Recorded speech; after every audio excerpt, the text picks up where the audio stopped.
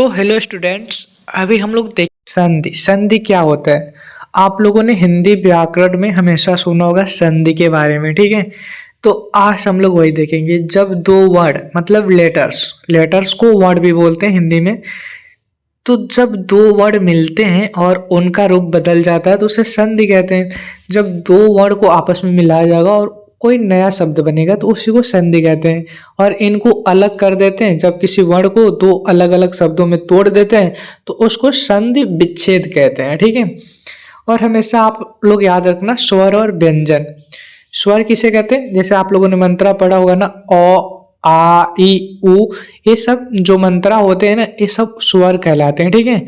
और जो क ख ग होते हैं व्यंजन आते हैं, ठीक है। ये मतलब ये व्यंजन में आते हैं, इसको व्यंजन बोलते हैं।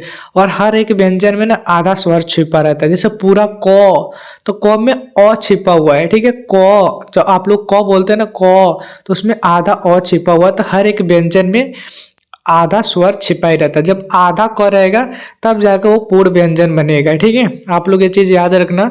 तो उदाहरण देखेंगे, जैसे राम प्लस ईश्वर, रामेश्वर बन गया। यहाँ पे ए बन गया, ठीक है। ओ और ई मिलके आगे भी देखेंगे कैसे बना है, ठीक है। विद्या प्लस आलय, विद्यालय बन गया, ठीक है। अब संधि विच्छेद मतलब संधि को तोड़कर अलग करना, मतलब एक शब्द को तोड़कर दो भागों में बांट देना संधि विच्छेद कहलाता है। जैसे उदाहरण के विद्यालय है तो इसको विद्या प्लस आलय लिखेंगे, ठीक है।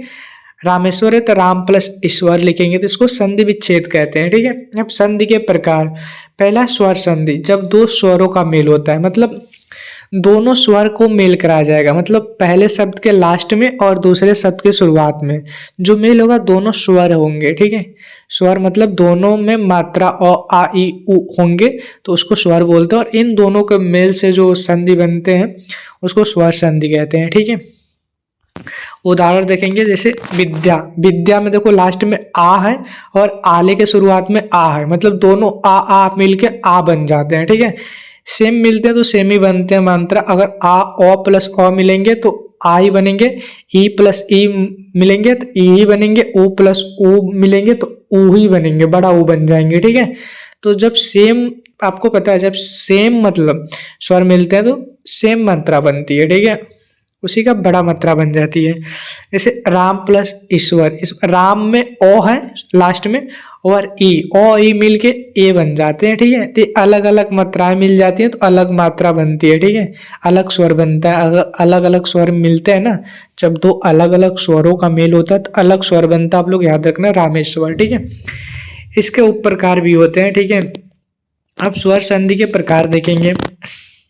पहला है दीर्घ संधि, ठीक है। ये स्वर्ग संधि के अंतर्गत ही आता है दीर्घ संधि। जब एक जैसे स्वर मिलते हैं तो वे लंबा दीर्घ स्वर बन जाते हैं। हमने बताया ना अभी आपको, अ प्लस अ, ये दोनों सेम एक जैसे स्वर है, मिल गया तो लंबा वाला बन गया, आ बन गया। जैसे राम प्लस अवतार, रामा अवतार, ठीक है। जब दोनों सेम स्वर मिलते हैं ना तब बड़ा वाला बन जाता है, ठीक है। छोटी ई प्लस छोटी ई बराबर बड़ी ई हो जाता है। जैसे हरी, हरी में देखिए छोटी और इंद्र में छोटी, हरिंद्र बन गया, ठीक है। छोटा ऊ और बड़ा ऊ, छोटा ऊ प्लस ऊ मिलके बड़ा ऊ बन जाता है। जैसे गुरु और प्लस उपदेश, गुरु उपदेश। इसी को हम लोग बोलते हैं दीर्घ संधि, जिसमें सेम स्वर मिलते हैं, ठीक है। अब दूसरा देखेंगे गुण संधि। जब अ और आ का मेल होता है, छोटी ई बड़ी ई या फिर छोटा ऊ बड़ा ऊ से मिलते हैं, ठीक है। ये गुण संधि के अंतर्गत आते हैं जब अ प्लस आ का मेल होता है छोटी ई, बड़ी ई या फिर ऊ, छोटा ऊ या फिर बड़ा ऊ के साथ, ठीक है। और ये सब क्या है, स्वर है। तो देखिए नियम क्या कहता है, जब अ या फिर आ के साथ छोटा ई मिलता है या फिर बड़ी ई मिलती है तो ए बन जाते हैं। जैसे देव प्लस इंद्र क्या हो गया, देवेंद्र हो गया। देव में आप लोग देख सकते हैं देव, व में पता है ये तो व्यंजन है, ठीक है। लेकिन इसमें भी स्वर छिपा हुआ, आप लोग दे व पढ़ रहे हैं तो उसमें अ आ रहा है, ठीक है। और इंद्र में आप लोग अ प्लस ई मिलके क्या हो गया, देवेंद्र हो गया, ठीक है। अगर आधा व रहता ना, व के नीचे छोटा सा ट्रिक रहता, आधा व रहता तब जाको व्यंजन रहता, ठीक है। तो आप लोग समझ गए होंगे। जैसे आप लोग अब दूसरा कहता है अ और आ के साथ ऊ छोटा ऊ या फिर बड़ा ऊ का मेल होता है तो ओ बन जाता है। जैसे राम प्लस ऊषा रामोश, ठीक है, राम प्लस ओसा क्या हो जाएगा, रामोश हो गया, ठीक है। क्योंकि इस राम में मो में ओ आ रहा है, ठीक है, और ओसा में ऊ आ रहा है, तो मतलब छो होता है ना, ओ और आ के साथ अगर छोटा ऊ और बड़ा ऊ का मैच कराया जाए तो ओ बनता, आप लोग याद रखना, त्रामोश, ठीक है। अब वृद्धि संधि क्या कहती है, जब ओ और आ के साथ ए आए या फिर ओ औ मिलते हैं तो क्या बनता है, ठीक है। तो वृद्धि संधि के अंतर्गत आते हैं, नियम क्या कहते हैं, जब ओ और आ के साथ ए या फिर आई मिलते हैं तो आय बनते हैं। आय का मात्रा होता है ना, आय ही बनते हैं। जैसे सदा प्लस एव, सदैव। इसमें देखिए सदा आ लास्ट में आ रहा है ना, सदा आ, और एव में ए आ रहा है, ए आ रहा है, तो आ और ए मिलके आय बन गए सदैव, ठीक है। और दूसरा आप लोग देख सकते हैं आ प्लस ओ, ठीक है, आ और ओ में आप लोग दूसरा उदाहरण देख सकते हैं, ओ या फिर आ के साथ ओ या फिर औ आए तो औ ही बनते हैं हमेशा, औ। जैसे आप लोग देख सकते हैं आ प्लस लौकिक, देखिए पहला आ रहा है, ठीक है, और दूसरा में लौकिक ओ औ आ रहा है, तो दोनों मिलकर अलौकिक, ठीक है। तो हमेशा आप लोग ये नियम याद रखना। चौथा यड़ संधि, जब छोटी ई बड़ी ई छोटा ऊ बड़ा ऊ ऋषि र के बाद दूसरा स्वर आता है तो क्या बनता है, ठीक है, यह यड़ संधि के अंतर्गत आते हैं।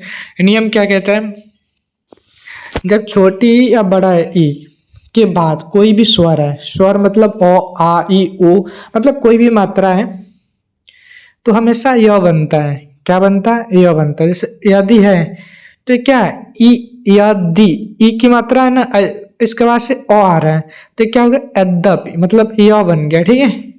और ऊ के बाद कोई भी स्वर आए, छोटा हो या बड़ा ऊ के बाद, तो वह बनता है। जैसे गुरु, तो गुरु में देखिए रू में ऊ का मात्रा है ना, और प्लस आश्रम, आ का मात्रा आ रहा है ना इसमें, तो ऊ और आ मिलके क्या बना, गुरुआश्रम, यहाँ पे वा बन गया, ठीक है, तो वह बनता है।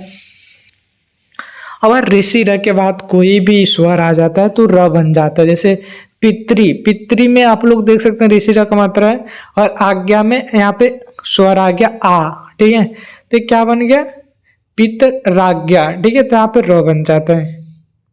अब पांचवा देखेंगे अयादि संधि, जब ये आए ओ औ के बाद स्वर आता है तो क्या बनता है, ठीक है। तो नियम क्या कहता है, जब ए के बाद कोई स्वर आता है, मतलब जब कभी भी हम लोग संधि विच्छेद करते हैं या फिर संधि बनाते हैं तो ए के बाद कोई भी स्वर आ जाए, ठीक है, तो अय बनता है, ठीक है। जैसे ने प्लस अयन, ने में क्या, एक की मात्रा है, और अ क्या है, स्वर है, अन क्या है, स्वर है, तो एक क्या हो गया, नैन हो गया, ठीक है। अब इसके बाद से ए प्लस आय, ए क्या है, मात्रा है, ठीक है, मतलब ए मात्रा, और इसके बाद से कोई भी स्वर आएगा, मैच कराएगा तो आय बन जाएगा। जैसे गए, गए में क्या मात्रा है, ए की, और अन में क्या है, अन एक क्या है, स्वर है, मात्रा है, तो ए और अन मिलके क्या बन गए, गायन, मतलब आय बन जाएगा, ठीक है। इसके बाद हम लोग देखेंगे व्यंजन संधि। व्यंजन संधि, जब व्यंजन का मेल होता है तो उसे व्यंजन संधि कहते हैं। इसमें दो व्यंजन ही मिलते हैं, इसमें स्वर नहीं आते हैं, ठीक है। आप लोग देख सकते हैं सत में यहाँ पे आधा तो आ गया ना, अगर पूरा तो रहता तो इसमें भी स्वर आ जाता, लेकिन आधा तो, नीचे आप लोग देख सकते हैं छोटा सा डंटी खींचा है, इसका मतलब ये आधा तो है, इसमें सिर्फ तो है, खाली तो है, मतलब इसमें कोई स्वर नहीं है, और प्लस जन मिल गया तो सज्जन बन गया, ठीक है। इसमें व्यंजन का मेल होता है, ठीक है। जगत में आप लोग देख सकते हैं आधा तो है, और गुरु, तो क्या हो गया, जग गुरु हो गया, जगत गुरु जिसको कह सकते हैं आप लोग, ठीक है।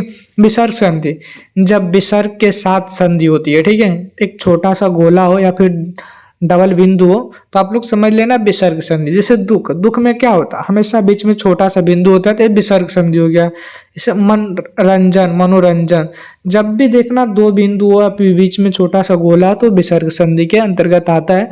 तो आप लोग को वीडियो कैसी लगी कमेंट में जरूर बताना, और मुझे उम्मीद है आप लोग समझ चुके हैं। नहीं समझ में आया तो भी आप लोग बताना। तो चलिए अगली क्लास देखते हैं।